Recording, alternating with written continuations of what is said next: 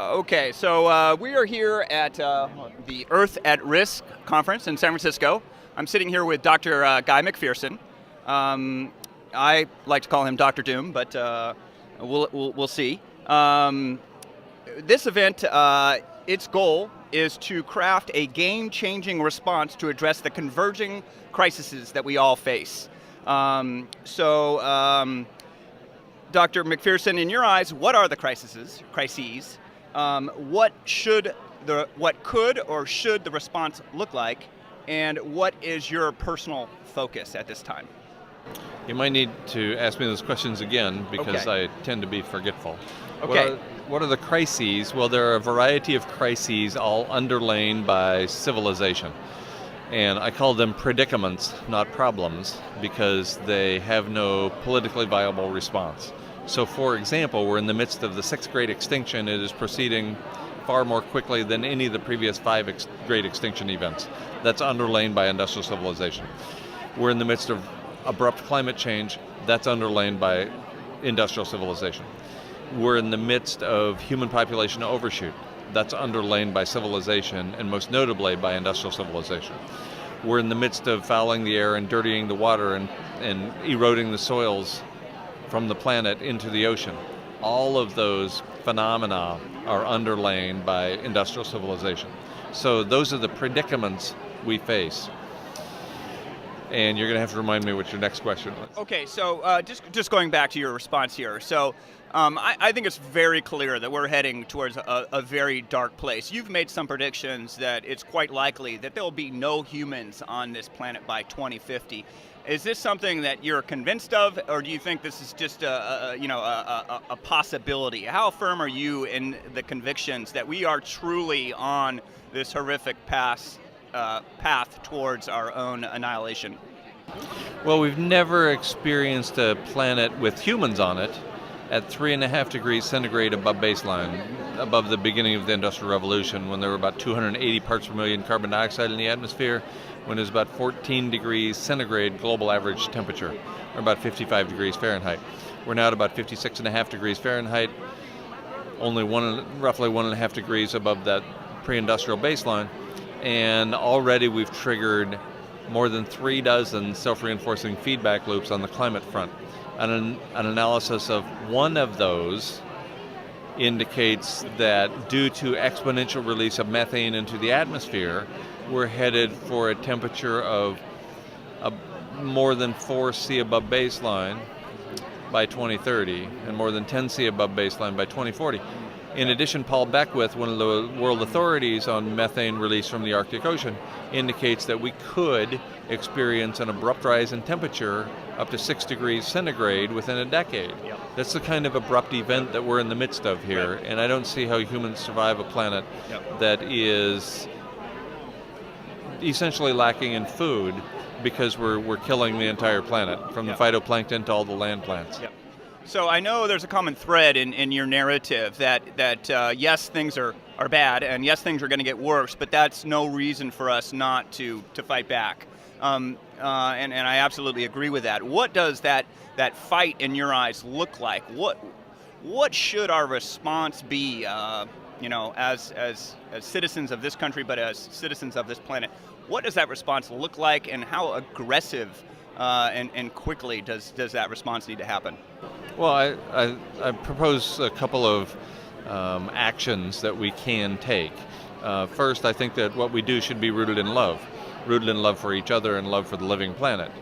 And if we actually love each other and love the living planet, then I think we should be trying to maintain habitat for our species and many others for as long as possible. That leads me directly to dismantling industrial civilization, which is much of the focus or the topic of this meeting, Earth at Risk. And there are myriad ways to do that. There are thousands of things every individual can do to participate in the process of dismantling industrial civilization. Keith Farnish's 2011 book, Underminers, which is online at underminers.org, lists myriad strategies for dismantling or undermining industrial civilization. Derrick Jensen's work, of course, has been pivotal in pointing us in that direction with several of his books.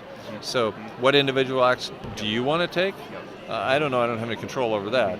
I know what I do. I know how I approach above ground and below ground actions. And as with Fight Club, the first rule of below ground action is we don't talk about below ground action. Right? I've heard you mention that you believe, and I believe this to be true as well, that the United States government is very much aware, as is the other governments of the world, very much aware of the course that humanity is on. Do you agree with that statement? And if that's the case, aren't they really guilty in a profound way of, in a sense, crimes against humanity? Yes and yes. It's difficult for me to imagine that world leaders in the political arena don't know what I know. I'm just connecting the dots. And in fact, they have known about the information I have at my disposal for far longer than I have. We now know that all Microsoft products, every keystroke you ever type on a Microsoft product goes immediately to the NSA. And that's been the case since the year 2000. So every keystroke typed by every scientist is accessible by the U.S. government. So of course they know what I know, and they've known it for longer than I've known it. So are they guilty of genocide? Yes, of course. Is there any doubt about that? I mean, the current president and Nobel Peace Prize winner is responsible for bombing 7 Muslim countries since he took office. That's of the 14 Muslim countries we've bombed since 1980. You can see where this is going. It's ratcheting up. And that doesn't include the Philippines, which has a significant Muslim population. So, the last decent man in the Oval Office based on his daily actions was probably Jimmy Carter. And he's known, as many presidents are, for the doctrine that bears his name. The Carter Doctrine says, with respect to the Middle East, that's our oil over there. And we'll do whatever it takes to get our oil from under their sands into our pipelines. And with all the genocide that brings. The United States government, or the United States military, if I'm not mistaken, is the biggest consumer of oil and gas on the planet. And it seems as though a lot of the wars that obviously have happened, since World War II have all been, including World War II, have been about oil and our thirst and consumption. In fact, our entire society, our entire civilization is built on fossil fuels. And the second you start waning yourself off fossil fuels, your economy starts to suffer, and people really have to start making sacrifices. Do you think Americans, people in general, are willing to make sacrifices in their lives to create the kind of change that's necessary, or are we just sleepwalking towards oblivion, and that we really don't have what it takes to stand up and fight back? I think we as individuals, many of us, and we as small groups or communities have what it takes to fight back, to make the relevant changes. Do we as a society? No. We're literally sleepwalking into a future, and that future is a brick wall or a cliff that we're going to fall off of. And we, for the most part, we're relatively wealthy, we're relatively white in this country, and that combination is lethal to everybody else on the planet, and it's going to be lethal for us as well. Right. We have this notion of privilege that we don't even recognize, this idea that we're entitled to all we have, and so we're unwilling to give those things up. What would you say? I interviewed Dennis Kucinich a year or so ago, and I asked him to speak to the youth of America, to speak directly to the kids, because it seems to a certain extent, for one, we're really putting their lives in jeopardy with our actions, but also real change could come from the younger generations. What would you say to the youth, not of just this country, but the youth of the world at this point in time? 2 things. Live here now. Pursue your passion. The sort of message that I've adopted over the course of the last year or so is to do what you love. Pursue what you're passionate about. And then, if you want to try to do something to preserve habitat for humans and non-human species, work outside of the system because the system will not approve of this, work outside the system to dismantle the system. Most people I talk to think they're going to change the system from the inside. There's a Stephanie McMillan cartoon that has a chicken with a cockroach in its belly, and the cockroach is saying, I'm going to change the system from the inside. Right. The cockroach is already dead. Right. It just doesn't know it yet. Right. It's operating within a genocidal system Yep. and trying to change that system, but the system is irredeemably fundamentally corrupt and can't be turned around. I've been an activist for quite a few years, and I've been to my share of protests out on the streets, although I find them to be relatively ineffective because I just don't think really anybody is listening, to be honest with you. Do you think there's any viability of people really getting out on the streets, or does it need to be through individual choices and changing the way that we think and live?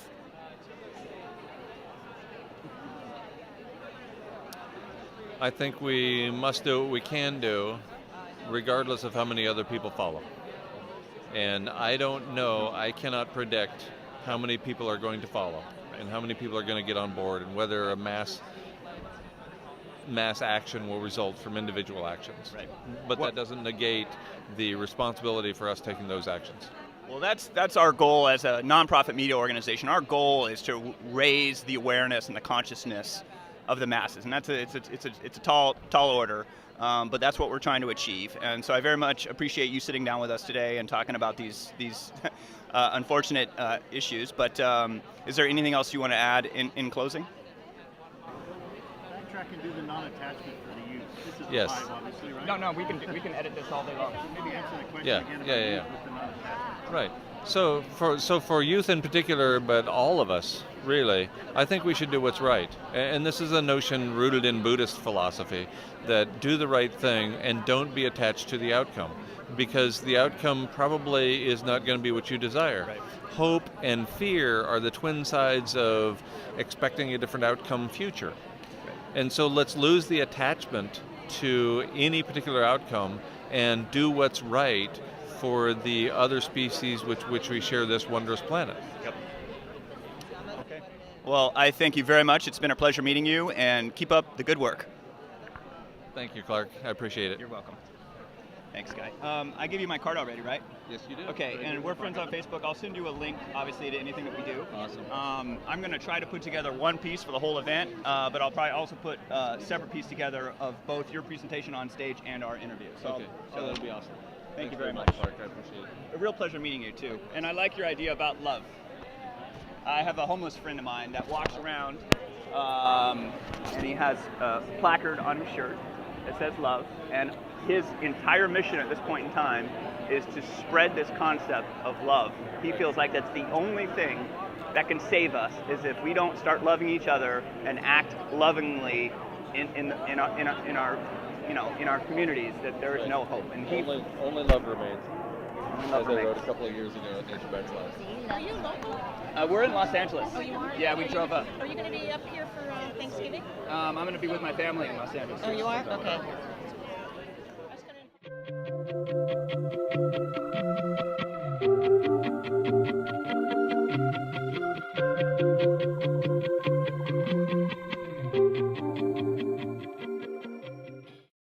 You have to remind me what your next question was. Okay, so just going back to your response here. So I think it's very clear that we're heading towards a very dark place. You've made some predictions that it's quite likely that there will be no humans on this planet by 2050. Is this something that you're convinced of, or do you think this is just a possibility? How firm are you in the convictions that we are truly on this horrific path? Because I tend to be forgetful. Okay. What are the crises? Well, there are a variety of crises all underlain by civilization. And I call them predicaments, not problems, because they have no politically viable response. So, for example, we're in the midst of the 6th great extinction. It is proceeding far more quickly than any of the previous 5 great extinction events. That's underlain by industrial civilization. We're in the midst of abrupt climate change. That's underlain by industrial civilization. We're in the midst of human population overshoot. That's underlain by civilization, and most notably by industrial civilization. We're in the midst of fouling the air and dirtying the water and eroding the soils from the planet into the ocean. All of those phenomena are underlain by industrial civilization. So those are the predicaments we face. And you're going This event, its goal is to craft a game-changing response to address the converging crises that we all face. Dr. McPherson, in your eyes, what are the crises? What could or should the response look like? And what is your personal focus at this time? You might need to ask me those questions again.